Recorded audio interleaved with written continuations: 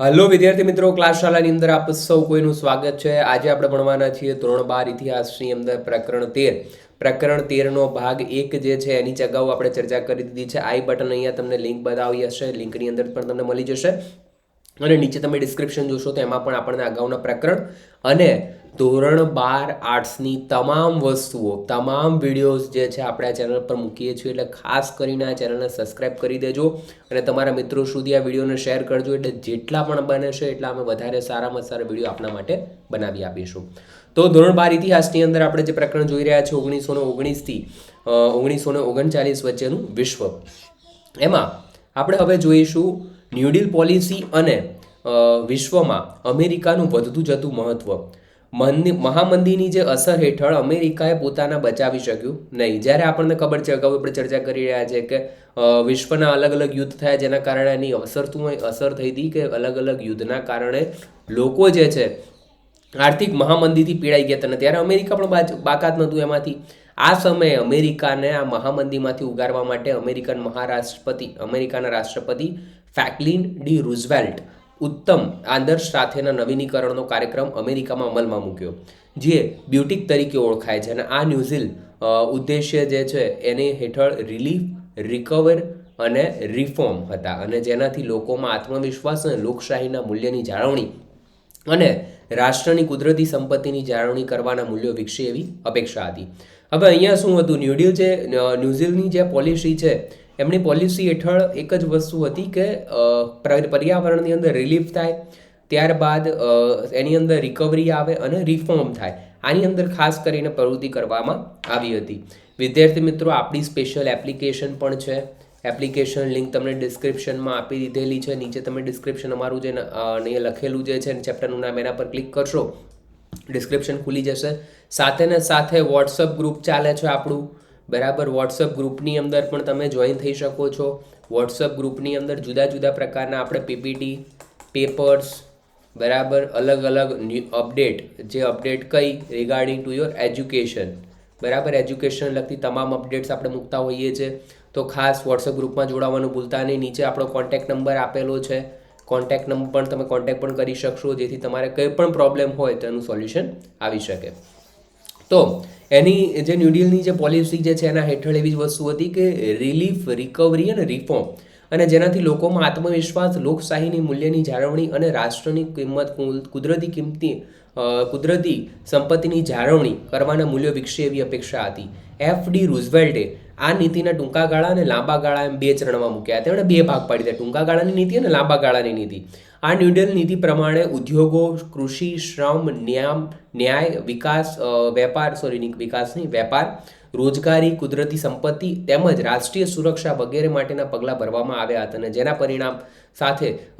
જેના પર્યાવરણ સાથે કુદરતી સંપત્તિના ઉપયોગનું આયોજન હતું. આ ન્યૂ ડીલ નીતિમાં ડી રૂઝવેલ્ટની કર્મકતા, નિષ્ઠા અને સૂઝબૂછ સાથે રાષ્ટ્રહિત માટેની તેની સમર્પણની ભાવનાનો પરિચય થાય છે.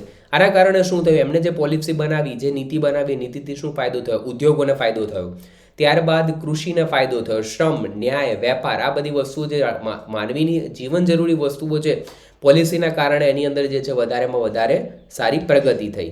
ત્યારબાદ ઘણા પરિવર્તન આવ્યા. શેમાં પરિવર્તન આવ્યા? ઇંગ્લેન્ડમાં પરિવર્તનો આવ્યા, ઇંગ્લેન્ડ અને ફ્રાન્સની અંદર. આ સમય દરમિયાન ઇંગ્લેન્ડના સામ્રાજ્ય સમા દેશોમાં રાષ્ટ્રીય આંદોલન થતાં અંકુશ ઢીલો પડ્યો હતો. ત્યાં આગળ પોતાના જ અંદર જ રાષ્ટ્રીય અંકુશ શરૂ થયા, તો પછી આંદોલન પેલું ધીમું પડી ગયું હતું. ઇંગ્લેન્ડમાં સર્વપક્ષીય સરકારની રચના કરવામાં આવી.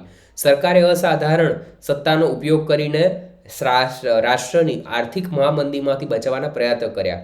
સ્વાયત્ત સંસ્થાઓનું સાર્વભૌમત્વ સ્વીકારાયું.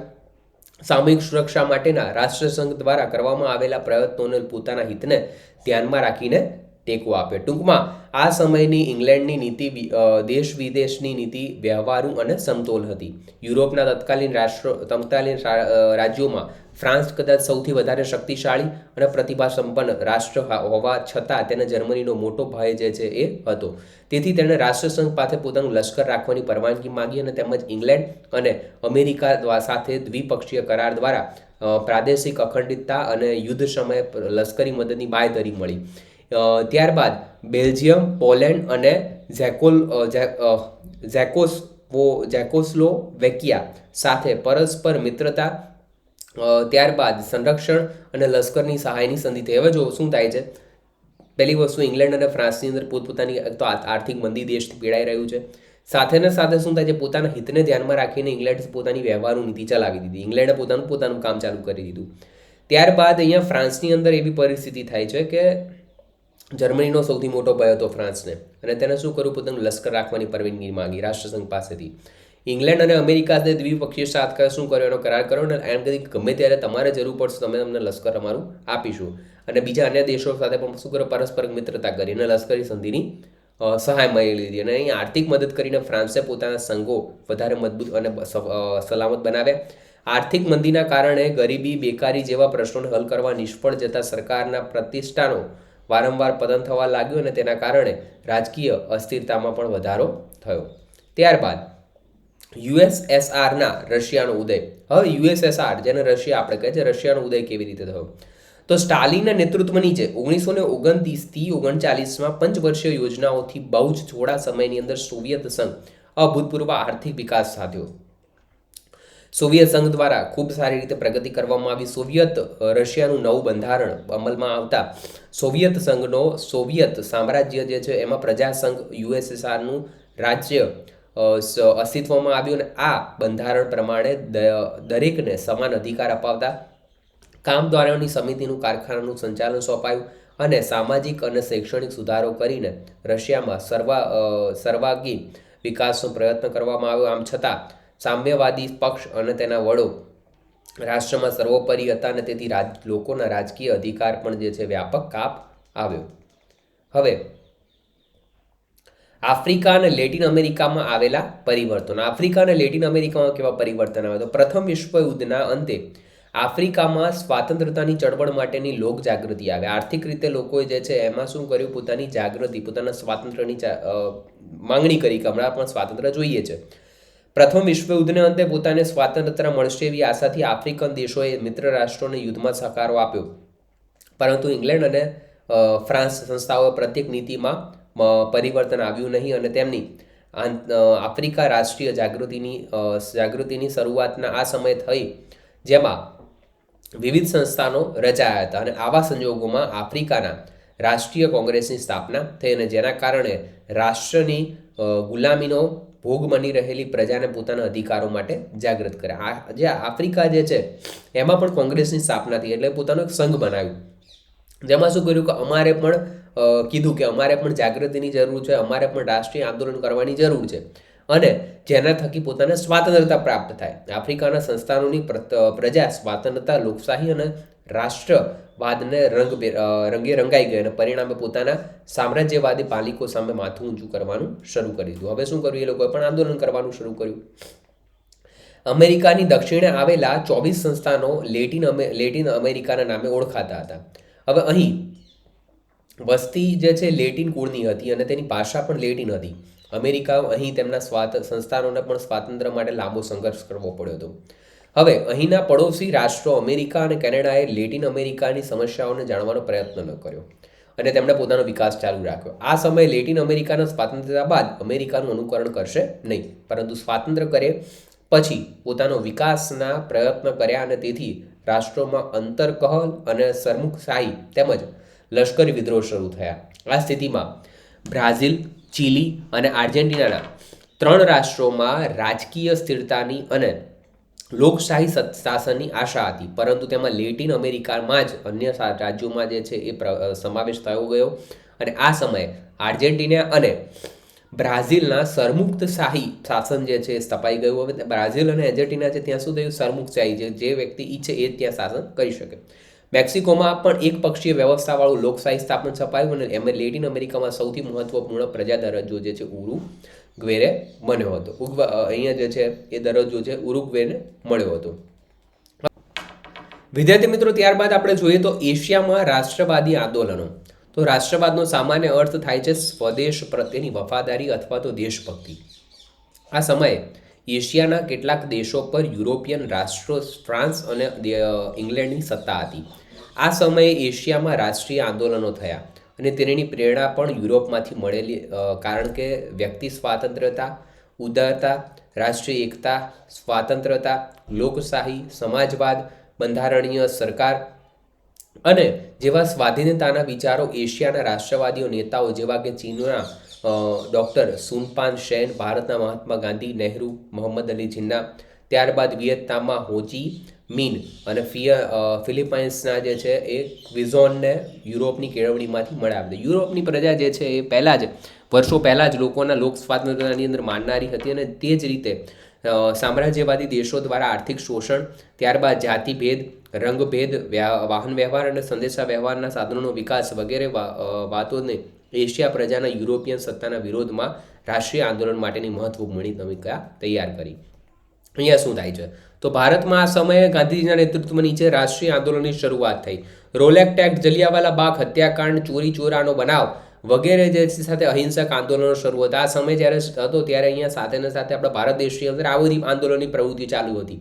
અહીં અસહકારના આંદોલન સાથે કેટલીક રચનાત્મક અને ક્રાંતિકારી પ્રવૃત્તિઓ દ્વારા આંશિક સ્વરાજની માંગણી જે છે એ પૂર્ણ સ્વરાજની માંગ સુધી રાષ્ટ્રીય આંદોલનનું સ્વરૂપ વ્યાપક બન્યું હતું. નવાઈ નામની સફળ ક્રાંતિની ચીનમાં પ્રજાક્રાંતિની સ્થાપના થઈ, પ્રજાસત્તાકની સ્થાપના થઈ અને અહીં લાંબા સમય સુધી સામ્યવાદીઓએ પોતાના સત્તા સ્થાપી શકાયા નહીં અને પરંતુ ઘણા લાંબા સમયના સંઘર્ષના અંતે અહીં સામ્યવાદી સરકારની રચના થઈ. ભારતમાં પડોશી રાષ્ટ્રો અફઘાનિસ્તાને ઇંગ્લેન્ડ વિરુદ્ધ શસ્ત્ર લડીને તેની સ્વતંત્રતા મેળવી લીધી. ઈરાનમાંથી રશિયાએ પોતાની સૈનિકો પાછા લઈ લીધા. તેથી ઈરાનમાં રહેલા ઇંગ્લેન્ડની સત્તા સામે સંઘર્ષ શરૂ થયા અને અંતે ઈરાનને પણ આઝાદી મેળવી દીધી. 1950ની અંદર આપણે 1947માં મેળવી, 1950માં મેળવી.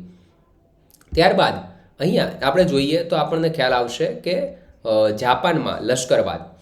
તો જાપાનમાં લશ્કરવાદની ખ્યાલ આપણે મેળવીએ તો આ સમયે જાપાનને પોતાના પાયદળ અને લોકદળને આધુનિક બનાવી નાખ્યા હતા. એના જે નૌકાયાન અને પાયદળ એટલે જે આર્મી જે કહીએ અને પેલું છે નેવી, બંનેને બહુ જ મજબૂત હતા. સામગ્રીમાં માટે અનેક કારખાનાઓ, શસ્ત્ર સામગ્રી માટેના અલગ કારખાનાઓ શરૂ કરી દીધા હતા. રાજકારણમાં લશ્કરી અધિકારીઓના મહત્વના હોદ્દા આપ્યા હતા. રાજકારણમાં લશ્કરનું મહત્વ વધ્યું હતું. પ્રજા લશ્કરને આદર અને માનથી જોવા લાગી હતી. પ્રચંડ લશ્કરી તાકાતને આધારે જાપાને અનેક નવા પ્રદેશો ઉપર કબજો મેળવ્યો હતો. લશ્કરવાદી નીતિ અપનાવેલા વલેન્સની સંધિની અવગણના કરીને લોકદળની દ્રષ્ટિએ જોઈએ તો ઇંગ્લેન્ડ અને અમેરિકા પછી જાપાન ત્રીજું સ્થાન મેળવ્યું હતું. અમેરિકાએ જે છે નૌકા દળની અંદર ઘણો બધો વિકાસ સાધી લીધો હતો. ત્યારબાદ વિશ્વ સત્તા તરીકે જાપાનનો ઉદય. તો એશિયાનો નાનકડો એવો દેશ જાપાન 20મી સદીના ત્રીજા તબક્કા સુધી તો મૂડીવાદી અને વ્યક્તિવાદી વિચારસરણીના પ્રભાવે નીચે હતો. પહેલાં એવું જ હતું કે માત્ર મૂડીવાદી નથી તો પૈસાથી આર્થિક રીતે પણ સંપન્ન હતો અને વ્યક્તિવાદી વિચારસરણી હતી. એના કારણે એટલો વિકાસ થતો. તેની આંતરિક અને વિદેશી નીતિ બંધારણીય, સંસદીય, લોકશાહીની સ્વરૂપમાં હતી.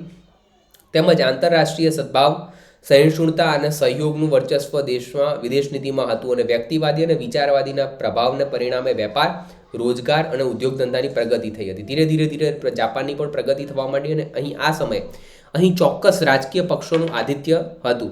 પાશ્ચાત્ય જીવનશૈલીના કારણે દેશની સંપત્તિ અને પ્રગતિ અમુક વિશિષ્ટ વર્ગના હાથમાં રહી હતી અને તેના પછી અનુકૂળતા પ્રમાણે દેશમાં નીતિ ઘડવાનો પ્રયત્ન ભાગ ભજવ્યો હતો. આમ રાષ્ટ્રમાં આર્થિક અને સામાજિક સ્થિરતા સ્થાપવાના પ્રયત્નો પછી જાપાને લશ્કરવાદને પ્રોત્સાહન આપતી પ્રવૃત્તિઓ શરૂ કરી અને પરિણામે રાજકીય, આર્થિક, લશ્કરના તાકાતમાં વધારો કરીને જાપાનમાં વિશ્વમાં પાશ્ચાત્ય મહાસત્તાને હરોળમાં જે છે સ્થાપવામાં સફળ થયું કે એને પણ જે છે વિશ્વની અલગ અલગ સત્તાઓમાં એને સ્થાન મળ્યું.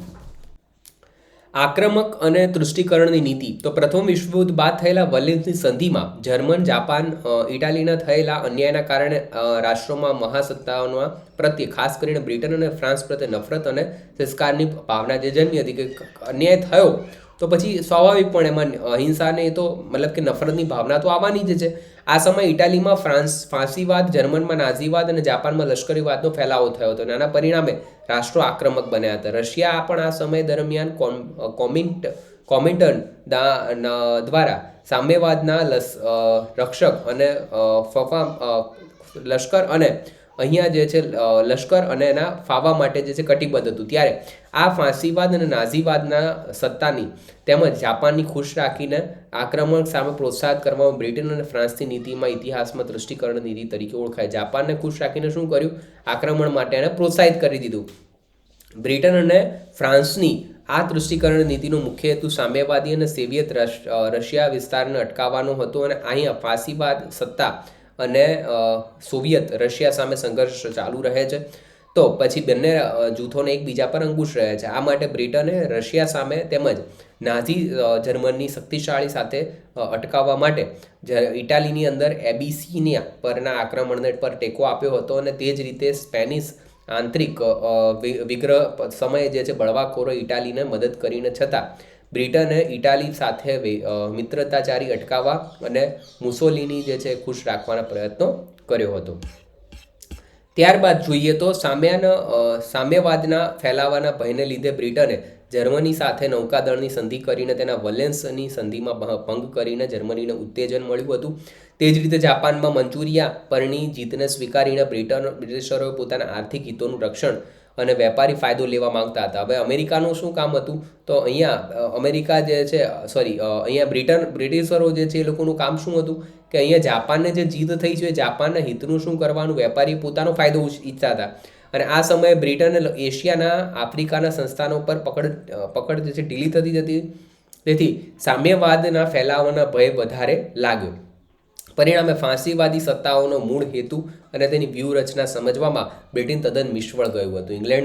ઇંગ્લેન્ડની જેમ ફ્રાન્સની પણ એશિયા આફ્રિકાના સંસ્થાનોમાં પોતાની પકડ જે છે ઢીલી થતી લાગતી હતી અને તેને સુરક્ષાનો અભાવ લાગવા માંડ્યો. તેની વિદેશ નીતિ કોઈ પણ પ્રકારે જર્મનીની શક્તિશાળી થતું અટકાવતી હતી અને આ માટે તેણે જે છે સામૂહિક સુરક્ષાનો ભોગે પણ ઇટાલીમાં મિત્રાચારી મેળવવાનો પ્રયત્ન કર્યો રાખ્યો હતો.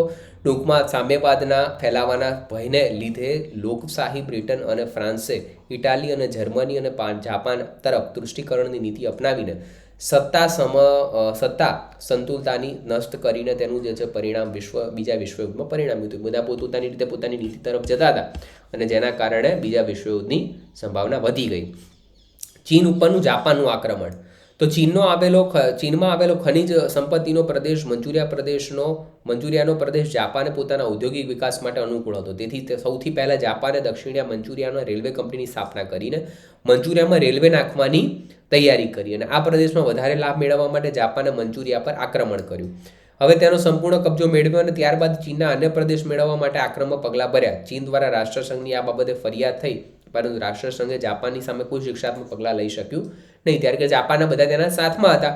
આગળ જતાં જાપાને મંચુરિયામાં મચ્યુઓ નામનું અલગ રાજ્ય બનાવી દીધું અને ત્યાં પૂતળા સરકારની સ્થાપના કરી અને તે રાજ્ય સરકારને માન્યતા પણ આપી. એટલું જ નહીં, તેને અલગ સંધિ પણ કરી ત્યાં પોતાનું લશ્કર અને રાજકીય અને આર્થિક સલાહો રાખવાની માંગણી જે છે કરીને અને અન્ય સગવડોને પક્ષમાં મેળવી દીધી હતી. આ રીતે કરીને શું કર્યું? પોતાના પક્ષની અંદર સરકારને બનાવી દીધી હતી. ત્યારબાદ ઇથોપિયા પર ઇટાલીનું આક્રમણ.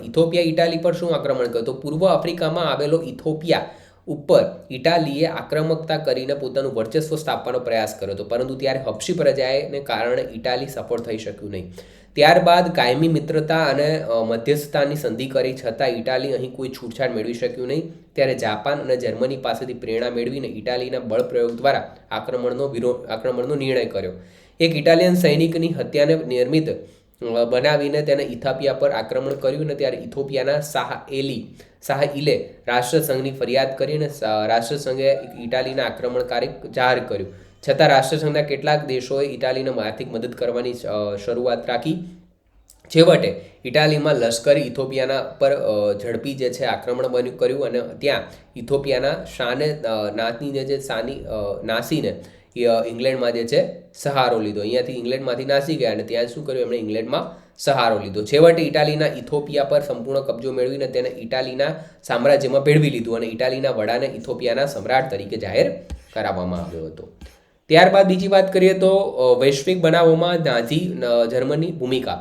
તો જર્મનીના સરમુખ ત્યાં હિટલરે પ્રથમ વિશ્વયુદ્ધ બાદ અહીંની મુશ્કેલીઓ દૂર કરવા નાઝી પક્ષની સ્થાપના કરીને બહુ જ થોડા સમયમાં આક્રમક પગલાં ભરી લીધા અને જર્મનીને મુશ્કેલીમાં ઉગારી અને અનેક સિદ્ધિઓ મેળવી લીધી.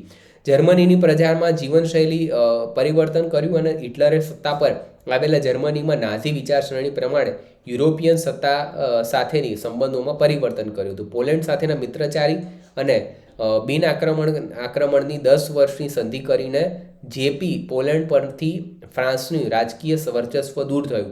નાઝી પક્ષના વિચારને અટકાવવા રશિયાએ પેરિસની સમજૂતી જે છે એમાં ફેરફાર કરવાની માંગણી કરી હતી અને તે જતી કરી. હવે અહીંયા શું કરે છે તો અહીંયા પોલેન્ડ જે છે પોતાની વિચારસરણી પ્રમાણે ચાલે છે. નાઝીવાદના જે વિચારો છે રશિયાએ પોતાની સમજૂતીમાં ફેરફાર કરવામાં માંગણીમાં એમણે શું કરી જતી કરી હતી. વર્ષેની સદી પ્રમાણે રાજકીય હકોને જે નક્કી કરાઈ હતી તે બાબતમાં ફ્રાન્સને ટેકો આપ્યો. આજ સુધી ઝેકોસ્લોવિયા, ત્યારબાદ રૂમાનિયા અને યુગોસ્લાવિયા વચ્ચેના એકતા હતી અને તે નબળી પડી, અને ઓસ્ટ્રિયા અને હંગેરીમાં પોતાની સત્તા નીચે દબાવી રાખવા માટે ઇટાલીમાં કર્મન વિરુદ્ધના મોરચાને સમર્થન આપ્યું, અને ફ્રાન્સ અને ઇટાલી નજીક આવે તો યુગોસ્લાવિયાના કેટલાક પ્રદેશો જે છે એના પર ઇટાલીના સત્તા સ્થપાય, અને તેના માટે યુગોસ્લાવિયાના ઇટાલી વિરુદ્ધના જર્મનીને ટેકો આપવાનું શરૂ કર્યું. અને અહીંયા જે છે હિટલર અને નાઝી પક્ષને બચાવવા સોવિયત રશિયા અને ફ્રાન્સ વચ્ચે તેમજ સોવિયત રશિયા, ફ્રાન્સ અને ઝેકોસ્લાવિયા વચ્ચેના જે રક્ષણાત્મક કરાર થયા. ત્યારબાદ કોમિન્ટન વિરોધ કરાર. તો રશિયામાં ક્રાંતિ પહેલેથી એટલે કે 1917થી 1919 સુધી ના રશિયામાં 3 સામ્રાજ્યવાદી જે છે રાષ્ટ્રીય સંસ્થાઓ જેવી કે કોમેન્ટેન સ્થપાયું હતું, ને જેનું ઉદ્દેશ્ય રશિયામાં સામ્યવાદી રક્ષણ કરવાનું અને વિશ્વમાં સામ્યવાદી વિચારસરણીનો પ્રોત્સાહન અપાવવાનું હતું. અહીંયા એમનું કોમેન્ટેન્ટ જે છે વિરોધનું કોમેન્ટેન્ટનું કામ શું હતું કે જે વસ્તુ ખોટી થઈ રહી છે એને આંતરરાષ્ટ્રીય સમક્ષ રજૂઆત કરવાની. બીજા વિશ્વયુદ્ધ પછી વિશ્વ સામ્યવાદી અને લોકશાહી એમ બે પરસ્પર વિરોધ વિચારસરણીમાં વેચાઈ ગઈ. ત્યારે લોકશાહી દેશોએ આ કોમિન્ટનના જે છે એ પ્રવૃત્તિને અટકાવવા માટે વિશ્વમાં સામ્યવાદને અટકાવવા લાગ્યા અને રોકવા લાગ્યા, અને તેની સમક્ષ જે છે એ રક્ષણ મેળવવા માટે તેના કરારના વિરોધ કર્યો. જેમાં અમેરિકાની પ્રેરણાથી ઉત્તર આર્જેન્ટિનાના જે કિનારાઓના પ્રદેશ છે એમાં સંગઠન નાટો અને દક્ષિણ પૂર્વના એશિયાના દેશોમાં રક્ષણ માટેના સિયાટો બાદ ઇંગ્લેન્ડ અને અરબ સંઘ અને અમેરિકાના કેન્દ્રીય કરારના સેન્ટોની રચના કરી. જોકે આના પરિણામે આંતરરાષ્ટ્રીય પરિસ્થિતિના વધારે તંગ બની હતી, અને આ કરારમાં નહીં જોડાયેલા રાષ્ટ્રોને સલામતી અનુભવવા લાગ્યા હતા. જે આ કરારમાં નથી એ લોકો એમ માનતા હતા કે અહીંયા જે છે આપણા હિતો જે છે સ્વીકારવાના નથી, અસલામત અનુભવવાના. ત્યારબાદ મ્યુનિયચ કરાર. તો મ્યુનિયચ કરાર જે છે એની અંદર શું હતું તો ઉગ્રવાદી અને સામ્રાજ્યવાદી વૃત્તિ ધરાવતા હિટલર સમગ્ર વિશ્વ પર જર્મન પ્રજાનું આધિપત્ય જમાવવા ઈચ્છતો હતો. તેથી જર્મનીમાં વિશાળ જર્મન રાષ્ટ્રના જે સર્જન માટે ઉગ્ર આક્રમણકારી નીતિ અપનાવી હતી. એને બહુ જ મોટો પ્રદેશ બનાવવો હતો જર્મનને, અને જર્મનીના ઉદ્યોગ વિકાસ માટે ઝેકોસ્લોવિયાના ડેન્ટન લેન્ડના નામનો પ્રદેશ જે છે ખૂબ ઉપયોગી હતો, અને અહીં તેણે જર્મન વસ્તીનું પ્રમાણ પણ વધારે હતું, અને તેથી હિટલરે આ પ્રદેશ ઉપર પોતાનો દાવો રજૂ કર્યો હતો. તેથી બ્રિટનના વડાપ્રધાન ચેમ્બરલેન્ડ દ્વારા અને ફ્રાન્સના વડાપ્રધાન હિટલર અને મુસોલિનીની મ્યુચિયસ એટલે જર્મનના શહેર ખાતે મળ્યા હતા. અહીં હિટલરે સુટેન્ડન લેન્ડ પર પોતાનો દાવો કરીને કેટલીક શરતો મૂકીને બ્રિટન અને ફ્રાન્સના વડાપ્રધાનને ઝેકોસ્લોવિયાની સંમતિ વગર જ જે છે એને સ્વીકારી લીધા હતા. આ સમજૂતીના મ્યુનિયચ કરાર તરીકે ઓળખવામાં આવે છે, અને આ સમજૂતીના પરિણામે હિટલરે જર્મન વસ્તીવાળા ઝેક પ્રદેશમાં સંપૂર્ણ કબજો મેળવ્યો હતો, અને પરિણામે ઝેકોવિયામાં કોઈ પણ જાતના સબળ વિરોધ વગર પતન થયું, અને મ્યુચિયન જે છે સમજૂતીના પરિણામે ફ્રાન્સ અને ઇંગ્લેન્ડમાં સરમુખશાહી માનસ ધરાવતી સત્તા જે છે એ સામે નબળાઈઓ જાહેર થઈ, અને હિટલરની સામ્રાજ્યવાદી સરમુખત્યાહી અને પોષણ મળી રહ્યું, અને બહુ જ નજીકના ભવિષ્યમાં તેના જોર હુકમીથી સામ્રાજ્યવાદી નીતિને સમગ્ર વિશ્વમાં બીજા વિશ્વયુદ્ધના યુદ્ધ મેદાનમાં બનાવી લીધું. એને શું કર્યું કે જે કંઈ પણ એને હક મળ્યા એ બધાનો ભરપૂર ઉપયોગ કરી લીધો. જે નબળાઈ જે હતી માણસની એને ઉપયોગ કરીને એને સમગ્ર વિશ્વ પર હક મેળવવાનો પ્રયત્ન કર્યો હતો. આ સાથે વિદ્યાર્થી મિત્રો અહીંયા લેક્ચરને પૂરો કરીએ છીએ. આપ સૌનો સ્ટડી પોઈન્ટની અંદર જોડાવા બદલ ખૂબ ખૂબ આભાર. ચેનલને સબસ્ક્રાઇબ કરવાનું ભૂલતા નહીં, તમારા મિત્રો સુધી જરૂરથી શેર કરજો, અને અમારી ચેનલ લાઇક કરવાનું ભૂલતા